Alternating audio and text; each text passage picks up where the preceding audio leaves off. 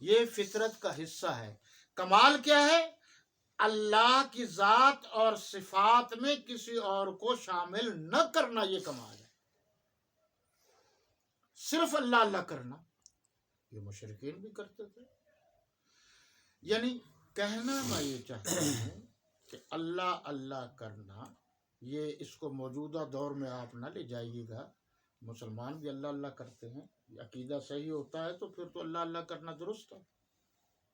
مشرکین کی بات ہے کہ وہ اللہ اللہ بھی کرتے تھے اور باقی کام بھی کرتے تھے۔ جیسے ہم مسلمان بھی کہلاتے ہیں، کبھی شرک بھی کر لیتے ہیں، کبھی چوری بھی کر لیتے ہیں، کبھی سود بھی کھا لیتے ہیں، فراڈ بھی کر لیتے ہیں، دھوکہ دہی بھی کر لیتے ہیں اور کہلاتے ہیں مسلمان۔ بالکل اسی طرح اس دور میں بھی مشرک تھے اور آج کل بھی ہیں۔ آج کل تو خیر بہت پرزور مشرک ہیں۔ ان مشرکین کی جو آمد کے ذرائع ہیں وہ زیادہ تر درباریں ہیں۔ درباروں کی آمد بند ہو جائے پھر میں دیکھتا ہوں پاکستان میں کیسے سیاست کرتے ہیں۔ مردوں کی کمائی سے زندوں پر سیاست کرتے ہیں۔ لوگ گلے میں پیسے ڈال جاتے ہیں، کسی غریب یتیم کو نہیں دیتے کہ سب سے زیادہ مالدار جاگیردار ہوتا ہے وہی پیسے اٹھا لیتا ہے، انہیں پیسوں سے پھر اور جاگیریں خرید کرتا ہے، ملیں خرید کرتا ہے، پھر غریب مسلمانوں پر حکمرانی مانگتا ہے۔ بہرحال یہ سلسلہ آپ کے سامنے ہے، ہو رہا ہے۔ اور اگلی بات یہ ہے کہ جو کبھی ہمارے مسلک کے لوگ مواحد کہلاتے تھے اب توحید بیان کرنے کا نام ہی نہیں لیتے، اور اب تو انہوں نے فیکٹریاں تقسیم کر لی ہیں۔ جو توحید بیان کرے اسے مواحد کہنے کی بجائے اور الفاظ سے نوازا جاتا ہے۔ جو ختم نبوت کا اظہار کرے تو کہتے ہیں مجلس ختم نبوت والے ہیں۔ جو شان صحابہ و اہل بیت بیان کرے کہہ دیتے ہیں جی یہ سپاہ صحابہ والے ہیں۔ جو شان اولیاء اللہ بیان کر دے وہ کہتے ہیں جی یہ تصوف سے تعلق رکھتا ہے، یہ اس نے خود ساختہ سلوک کی منزلیں طے کی ہوئی ہیں، یا وہ کہہ دیتے ہیں جی بزرگوں سے تعلق رکھتا ہے۔ کام بانٹ لیے ہیں۔ کسی دور میں ہمارے بزرگ یہ سارے کام کرتے تھے، توحید بھی بیان کرتے تھے ہمارے بزرگ، ختم نبوت بھی بیان کرتے تھے، شان صحابہ و اہل بیت بھی بیان کرتے تھے، ذکر و اذکار جو شرعی حدود کے اندر ہیں وہ بھی کرتے تھے، اور اللہ اللہ بھی کرتے تھے، یہ سارے کام کرتے تھے۔ اب ہم نے یہ کام بانٹ لیے ہیں، اور جو بانٹنا بھی کچھ گوارا ہے، بانٹنے کے ساتھ ساتھ ایک آدمی دوسرے کو کہتا ہے تو غلط کہہ رہا ہے، یہ غلط ہے۔ جو توحید بیان کرتا ہے اس کو کہتے ہیں یہ غلط کر رہا ہے۔ جو شان صحابہ بیان کر رہا ہے مواحد حضرات کہتے ہیں یہ غلط کر رہے ہیں۔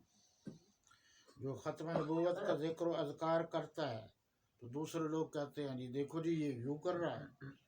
یہ سارے کام ہمارے ہیں، ہمارے بزرگوں نے کیے ہیں، ہم نے یہ کام کرنے ہیں، ہم پر ذمہ داری ہے، اور اگر ہم ان کاموں میں سے کوئی کام نہیں کرتے تو ہمیں اصلاح کی ضرورت ہے، یہ ہماری غلطی ہے۔ فرمایا جب یہ صورت نازل ہوئی تو سارے سوالات و اعتراضات و اشکالات کا جواب مل گیا۔ پہلا لفظ کہا کہ کہہ دو ان سے ڈنکے کی چوٹ کہ اللہ ایک ہے۔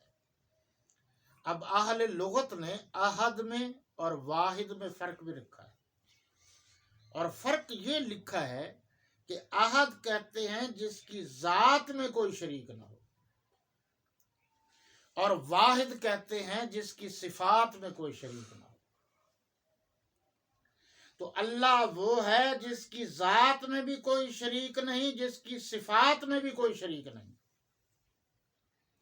اگر کوئی آج یہ کہتا ہے کہ اللہ کی فلاں صفت، مثلا مختار کل ہونا، کلی اختیار رکھنا، یہ اللہ کا حق ہے، کوئی کہے کہ نہیں جی یہ میرے پاس بھی ہے، تو اس طرح کی بات تو اسلام گوارا نہیں کرتا۔ مجھے کچھ الفاظ بہت اچھے پسند آئے ہیں ادیبانہ، آپ بھی سن لیجئے، بہت آپ کو فائدہ ہوگا۔ یہ میرے پاس تدبر قرآن ہے مولانا امین احسن اصلاحی کی، تو میں نے چونکہ ساری تفاسیر کو دیکھنا ہوتا ہے، اس میں جو انہوں نے جملے لکھے ہیں مجھے بہت پسند ہے۔ قل کا معنی لکھا ہے، قل، یہ بڑے کاف سے، ہمارے ہاں تو اس کا معنی مروجہ لیا جاتا ہے، رسمی لیا جاتا ہے، کیونکہ ہم رسومات کی دنیا میں پیدا ہوئے ہیں اور بس پھر رسمی بن گئے ہیں۔ ترجمہ ہے اعلان کر دو، کہہ دو، بتلا دو، کہہ دیجئے میرے پیغمبر، فرما دیجئے میرے نبی،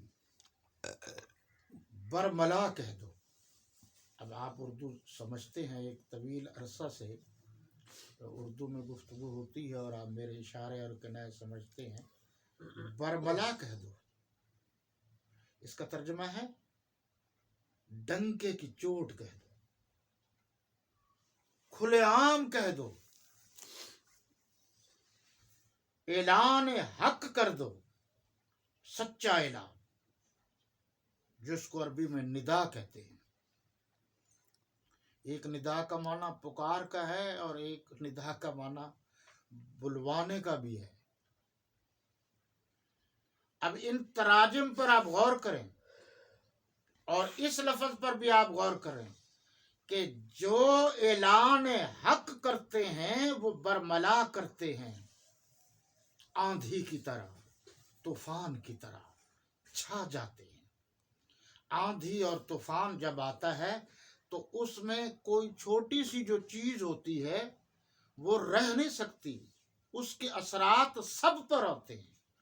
اہل حق طوفان کی طرح ہوتے ہیں، آندھی کی طرح ہوتے ہیں، یہ چھا جاتے ہیں، پھر کوئی چیز ان سے بچتی نہیں ہے۔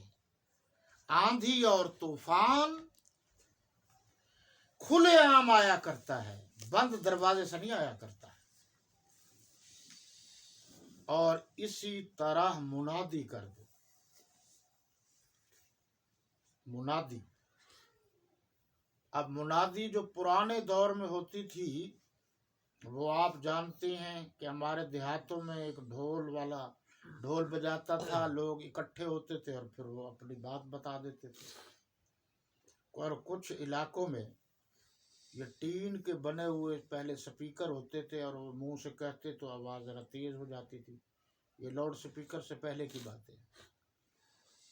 پھر جہاں لوگ اکٹھے ہوں وہاں کوئی بات کر دی جاتی تھی۔ پہلے لوگ دھوئیں پر اکٹھے ہوتے تھے، پھٹوں پر اکٹھے ہوتے تھے، پھر لوگ ریسٹورنٹ یا اب چائے کے ہوٹل پر اکٹھے ہوتے ہیں، وہاں بھی تبلیغ ہوتی ہے، آپ ادھر توجہ نہیں کرتے۔ قادیانی اور رافضی ادھر ہی تبلیغ کرتے ہیں، عیسائی بھی تبلیغ کرتے ہیں، بڑے بڑے ہوٹلوں میں کھانوں کی دعوت دیتے ہیں، بڑے بڑے لوگوں کو بلاتے ہیں، چائے پلاتے ہیں، وہیں بیٹھ کے پھر ان کو موو کرتے ہیں، وہ اپنی تبلیغ کرتے ہیں۔ تو یہ منادی کا ایک معنی ہے اونچی آواز سے کہنا، اونچی آواز میں بتا دو۔ سورہ اخلاص جو ہے، چھپ کے نہیں کہنا کہ اللہ ایک ہے، اللہ یکتا ہے، اللہ اکیلا ہے، اسی کا لفظ ہے، اسی لفظ کا ترجمہ ہے۔ اللہ ایک ہے، اللہ اکیلا ہے، اللہ یکتا ہے، یہ اللہ کا آہد کا آگے معنی ہے۔ یہ جو میں اب معنی کر رہا ہوں یہ تو قل کا معنی کر رہا ہوں، اعلان کر دو، برملا کہہ دو، منادی کر دو، ہر شخص سن لے، ہر شخص، واہ قرآن، ہر شخص میں آپ دیکھ لیجئے کوئی چیز باقی نہیں رہتی۔ کہ قرآن انسانوں کے لیے اترا ہے، اور کبھی کبھی میں جب غور کرتا ہوں تو مجھے احساس ہوتا ہے، اگر کوئی آپ سے پوچھے کہ قرآن کا خلاصہ کیا ہے، ایک لفظ میں قرآن کہنا کیا چاہتا ہے ایک جملے میں، تو آپ کہہ سکتے ہیں قرآن انسان کو انسانیت سکھاتا ہے۔ اور اگر اس سے بھی شارٹ کرنا ہے تو مختصر اس کا معنی یہ ہے مفہوم کہہ لیجئے، مرکزی مضمون کہہ لیجئے کہ قرآن کا سب سے بڑا مرکزی مضمون انسان ہے۔ معنی کیا ہوگا؟ ایک آدمی اور انسان میں بھی فرق ہے نا۔ وہ شاید مولانا ظفر علی خان صاحب رحمۃ اللہ علیہ کا فرمان ہے کہ انسان بننا بڑا مشکل ہے، کہ فرشتوں سے بہتر ہے انسان بننا، مگر اس میں ہوتی ہے محنت زیادہ۔ جی، اردو زبان میں آدمی میں اور انسان میں بھی فرق ہے۔ وہ کسی نے بڑی خوبصورت بات کی ہے، وہ بڑے عجیب انداز میں، اب یہ آپ اشارے کے دائیں آپ خود سمجھتے رہیں گے، یہ حقیقت ہے فسانہ نہیں، عزت ہے منصب کی، آدمی کی نہیں۔ میم نون صاد بے، منصب، مقام، رتبہ، شان۔ میں پجاروں سے اتروں گا تو آپ کہیں گے یار یہ بڑا مولوی ہے، موٹر سائیکل پہ رہوں تو ان کو کون پوچھتا ہے۔